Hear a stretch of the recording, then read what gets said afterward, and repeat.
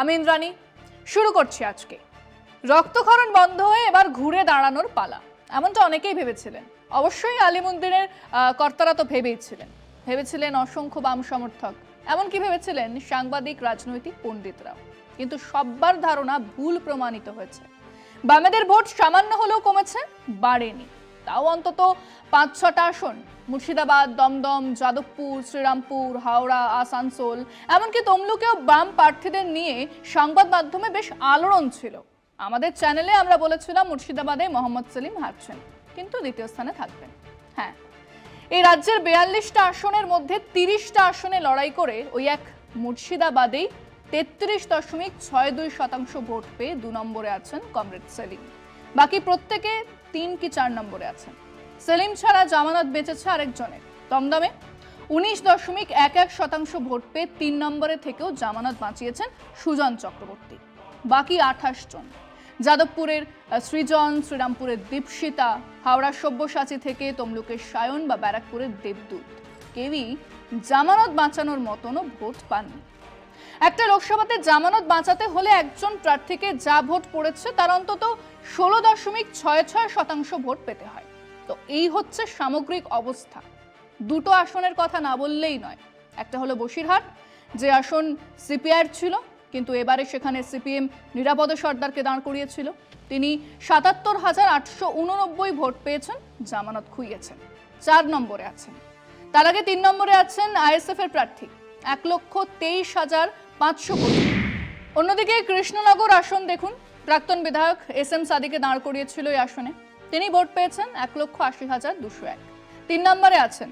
কিন্তু মজার কথা হলো, এই আসনে মহুয়া মৈত্র জিতেছেন মাত্র ৫৬,৭০৫ ভোটে। মানে সিপিআইএম ভোট কেটে তৃণমূলকে খানিক সুবিধে করে দিয়েছেন। এরকম বেশ কিছু আসনে আবার বাম কংগ্রেস ভোট না কাটলে বিজেপি হেরে যেত। বিষ্ণুপুর, বালুরঘাট, পুরুলিয়া, মালদা, উত্তর, রায়গঞ্জ, অন্তত এই ৫ আসনে বিজেপি সম্মিলিত বিরোধী ভোটের চেয়ে অনেক কম ভোট পেয়েছে।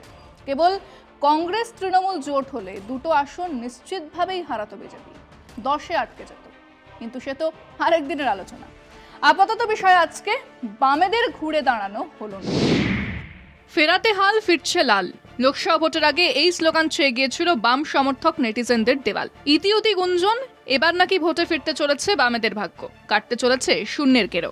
সিপিএম এর সভা সমিতিতে ভিড় মন্দ হয়নি, এক ঝাঁক তরুণ উজ্জ্বল মুখের উদয় হয়েছিল।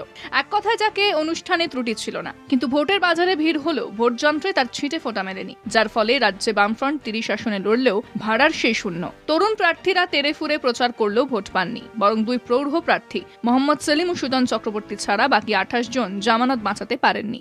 অর্থাৎ যে রক্তক্ষয় শুরু হয়েছিল ২০১১ সালে, রাজ্যে প্রায় ৩.৫ দশকের বাম রাজত্বের অবসানের মধ্য দিয়ে অব্যাহত। ফলে বামেরা ঘুরে দাঁড়াবে বলে যে হাওয়া তোলা হচ্ছিল, বাস্তবে উল্টো ছবি ধরা দিল ভোট গণনায়। বৃদ্ধি তো দূর, উল্টে সামান্য হলেও ভোট কমেছে বামেদের। কিন্তু কেন এই অবিরাম রক্তক্ষরণ? এই নিয়ে কৌতূহল জাগাটা স্বাভাবিক। সেই ২০০৯ থেকে শুরু হয়েছে। প্রতিটা নির্বাচন যায়, আসন কমতে কমতে শূন্য, ভোট কমতে কমতে ৫%, কমেই চলেছে। অথচ এই রাজ্যে কেন, সারা দেশেই মানুষের চরম দারিদ্র্য আছে, বেকারত্ব আছে, এই রাজ্যে দুর্নীতি আছে, লাগাম ছাড়া দুর্নীতি, শিক্ষাক্ষেত্রে অরাজকতা আছে। মানে বামেদের মানুষের কাছে যাবার জন্য হাজার একটা ইস্যু আছে, কিন্তু মানুষ শুনছে না কেন? তার মূল দুটো কারণ আছে। মানুষ ৩৪ বছরের অভিজ্ঞতা ভুলে যায়নি। সেই ঔদ্ধত্য, সেই হাম্বড়া ভাব, সেই আর কেউ কিচ্ছু জানে না, আমরাই সব জানি, সেই মার্ক্সবাদ সত্য কারণ ইহা বিজ্ঞান, আর মার্ক্সবাদ বিজ্ঞান কারণ ইহা সত্য ইত্যাদির ব্যাখ্যা মানুষের মনে আছে। মনে আছে বাড়ির হেসেলটাও কন্ট্রোলে আনার সেই প্রক্রিয়া। অর্থাৎ মানুষের কাছে যে বিশ্বাসযোগ্যতা খুইয়েছে বামেরা, তা আজও ফেরেনি। ২ নম্বর বিষয় হলো মূল শত্রুকে গুলিয়ে ফেলা। হচ্ছে লোকসভা নির্বাচন, বক্তৃতাতে সিংহভাগ বিষয় মমতা আর রাজ্য সরকার, তাদের ভিক্ষে ওই লক্ষ্মীর ভান্ডার, কন্যাশ্রী ইত্যাদির মতো অর্বাচীন কথাবার্তা। অন্যদিকে এখনো ফেসবুকে সেই একই ঔদ্ধত্য ঝলসে উঠছে বারবার। সামান্য বিরোধিতা, আপনি তো চটি চাটা, তার মানে আসল লক্ষ্য মমতা ব্যানার্জি। ফলো হাতে নাতে মানুষ, গরিব মানুষের পরিবারে মা, 2 বৌমা, তার 2 মেয়ের সংসারে মাস গেলে ৬,০০০ থেকে ৭,২০০ টাকার মাহাত্ম্য না বুঝতে পারার মতো বোধবুদ্ধি নিয়ে, আর যাই হোক ঘুরে দাঁড়ানো যায় না, যায়নি। মানুষ মনে করেছে তাহলে তো এরা এলে এই টাকাটাও বন্ধ হয়ে যাবে, অথচ এই এনাদের নেতারাই মাসে ন্যূনতম 29,000 মাইনে পান যিনি, তার ডিএ মহার্ঘ ভাতার দাবিতে রোজ গলা ফাটিয়েছেন। সব মিলিয়ে চূড়ান্ত স্ববিরোধিতাই বামেদের সিপিএমকে আরো বড় শূন্যের দিকে নিয়ে চলেছে। আমরা আমাদের দর্শকদের প্রশ্ন করেছিলাম, সর্বত্র বলা হচ্ছিল বামেরা ঘুরে দাঁড়াবে, কিন্তু ফলাফল বলছে ঘুরে দাঁড়ানো তো দূরের কথা, ভোট সামান্য কমেছে, 30 জনের মধ্যে 28 জনের জামানত গেছে। কেন? আপনার মতামত। বুথ লেভেলে সংগঠন নেই, রাজ্য নেতৃত্বের বয়স্ক লিডার বেশি আছে, আরটা হচ্ছে ইয়ং জেনারেশন সিপিআইএম মুখী করতে ব্যর্থ। বিগত 34 বছর সাধারণ মানুষের সাথে যে ব্যবহার বামফ্রন্ট জামানায় হয়েছে সেটা আমরা সবাই দেখেছি।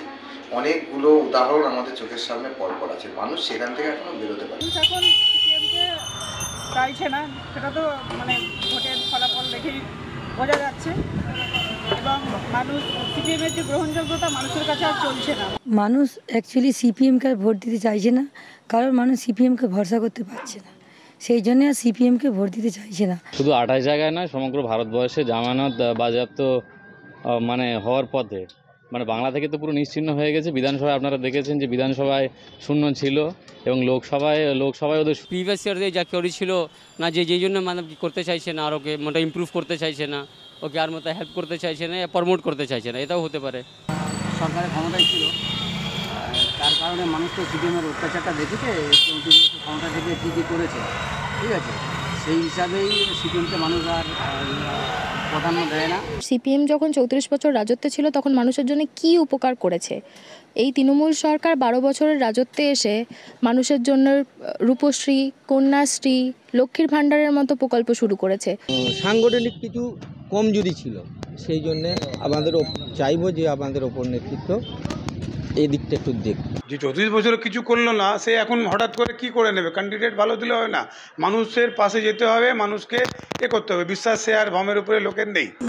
ওনারা 34 বছর সিপিএম 34 বছর রাজত্ব করে গিয়েছিলেন, কিন্তু সেই রাজত্বতে যা গণ্ডগোল করেছে নন্দীগ্রাম এবং সিঙ্গুর, এবং মারপিট, কাটাকাটি, হুনাহুনি, অনেক কিছুই ওরা অত্যাচার করে গেছে, যার জন্য ওরা আর আসতে পারছেন। পুরো ইন্ডাস্ট্রি সব নষ্ট করে জ্যোতি বসু সরকারে বুদ্ধি বাড়া পুরো নষ্ট করে দিয়েছে।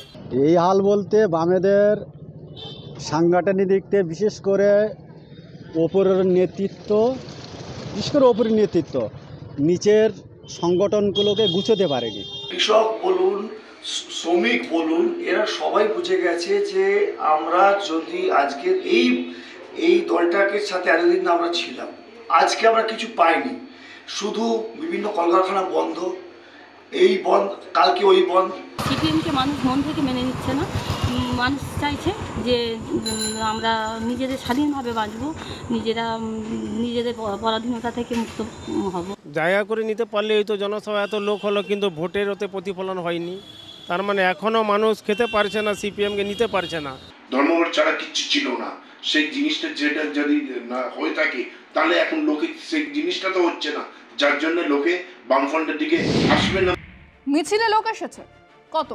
1000, 10, 20,000, তো সেই ভোট তো পেয়েছেন, তা দিয়ে তো নির্বাচন জেতা যায় না। ব্রিগেডে বিরাট ভিড়, কত?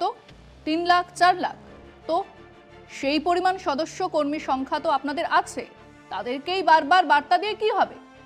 ব্রিগেডের জমায়েত বা যাদবপুর দমদমের মিছিলে লোক আসার থেকেও জরুরি মানুষের বিশ্বাসযোগ্যতা ফিরে পাওয়া, মানুষের কাছে সঠিক দাবি নিয়ে যাওয়া, আর শত্রুকে ঠিকঠাক চিহ্নিত করা।